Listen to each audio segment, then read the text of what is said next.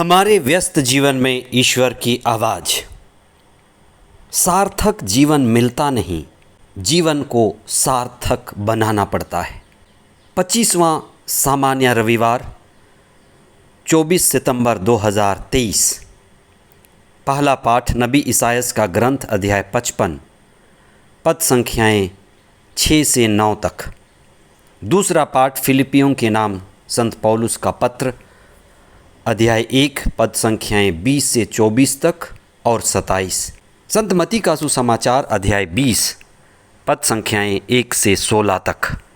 जब आप किसी व्यक्ति से पूछते हैं कि आप कैसे हैं, तो कई लोग बड़े विचित्र जवाब देते हैं।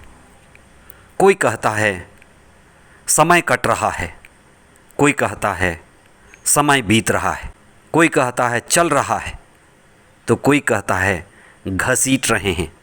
ऐसा कहना और ऐसा जीवन जीना वास्तव में सृष्टिकर्ता का अपमान करना है। ऐसे निराश, हताश, बेचैन लोग वे लोग हैं जिन्होंने अपने जीवन को नहीं संवारा, नहीं बनाया, जिन्होंने स्वयं को नहीं पहचाना। और जो स्वयं को नहीं पहचानता वह खुद से ही अपरिचित रहता है और वह ईश्वर से भी अपरिचित रहेगा। इसीलिए कई लोग यह कहते फिरते हैं कि ज़िंदगी व्यर्थ है। जिनको ऐसा लगता है कि ज़िंदगी व्यर्थ है, वे अपने अनुसार सही कह रहे हैं, क्योंकि उनका अपना अनुभव है कि वे जिंदगी को नहीं जान पाए हैं। जिंदगी व्यर्थ है उनके लिए जिन्होंने जिंदगी को नहीं बनाया, जिंदगी को जन्म नहीं दिया। जिंदगी बनी बनाई नहीं मिलती, जिंदगी बनानी पड़ती है, संवारनी पड़ती है। सार्थक काम, कुछ ऊंचा काम, कुछ श्रेष्ठ काम ढूंढना पड़ता है और उसके लिए लगातार समर्पित होना पड़ता है। एक सार्थक जिंदगी को जन्म देना पड़ता है। जिसने एक सार्थक अर्थपूर्ण जिंदगी को बनाया, जन्म दिया, वह आनंद से भर जाता है और उसका जीवन आनंदमय हो जाता है। संत पौलुस को पुनर्जीवित ईसा का गहरा अनुभव मिला और वह फिलिपियों को लिखते हुए कहते हैं कि ईसा मसीह जो जीवित हैं वे मेरे लिए जीवन हैं, जीवन की पूर्णता हैं। हर सांस में, हर धड़कन में, हर सोच में, हर कदम में पुनर्जीवित ईसा मेरे संग हैं। तो मैं जीऊं या मर जाऊं, दोनों ही मेरे लिए अर्थपूर्ण है। इसे हम अर्थपूर्ण जीवन कहते हैं। ईसा के साथ हो लिया तो उसके बाद सब मंजूर है। आज का पहला पाठ कहता है कि ईश्वर की बुद्धिमत्ता कौन जान सकता है। वही जो ईश्वर को समर्पित है, वही जो ईश्वर के साथ हो लेता है। आज का सुसमाचार ईश्वर के वैभव, ईश्वर की बुद्धिमत्ता, ईश्वर की गरिमा और ईश्वर के ऐश्वर्य को प्रकट करता है।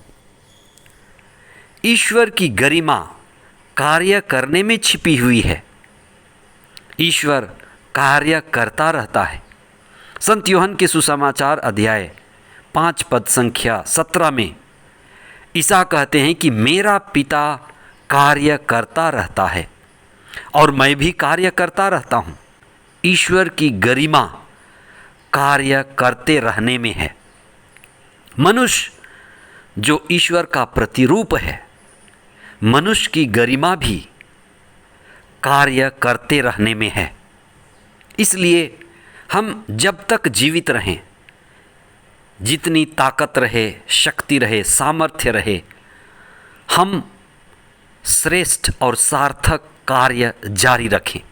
आज के दृष्टांत में जमींदार जो ईश्वर स्वयं है, बेरोजगारों को बुला बुलाकर दिन के अलग अलग पहर कार्य में लगाता जाता है।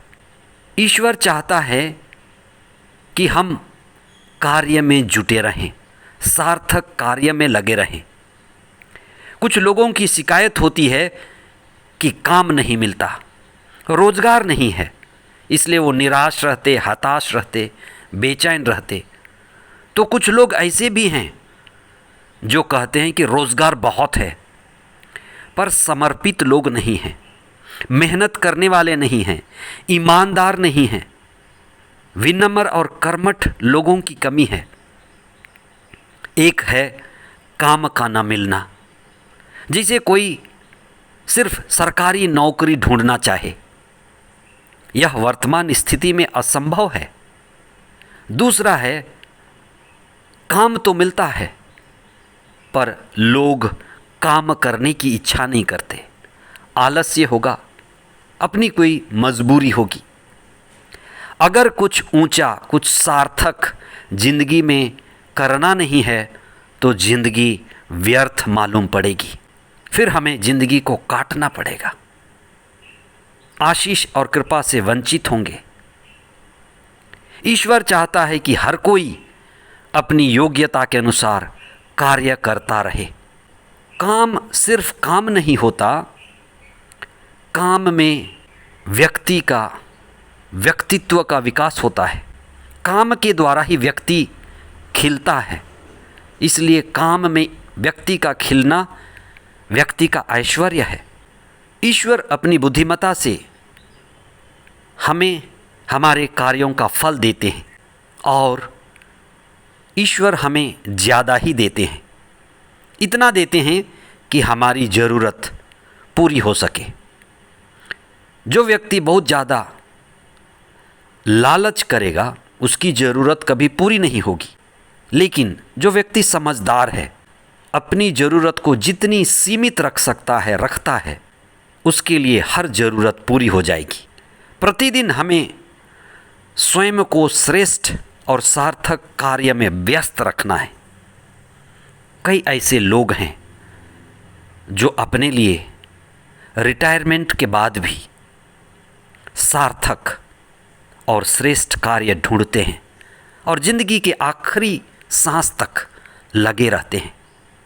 पर कुछ लोग ऐसे भी हैं जो इस रहस्य को नहीं समझ पाते, इसलिए हम अपने जीवन में सार्थक और श्रेष्ठ कार्य ढूंढें और उन कार्यों के प्रति समर्पित रहें और हमारा जीवन आशीष भरा होगा और हम अपने चारों ओर के लोगों के लिए भी आशीष और कृपा बांट पाएंगे। चाहे उम्र ज़्यादा भी हो, आप बोझ नहीं होंगे, लोग आपको पसंद करेंगे और आप दूसरों के आशीष के कारण बनेंगे। आमीन।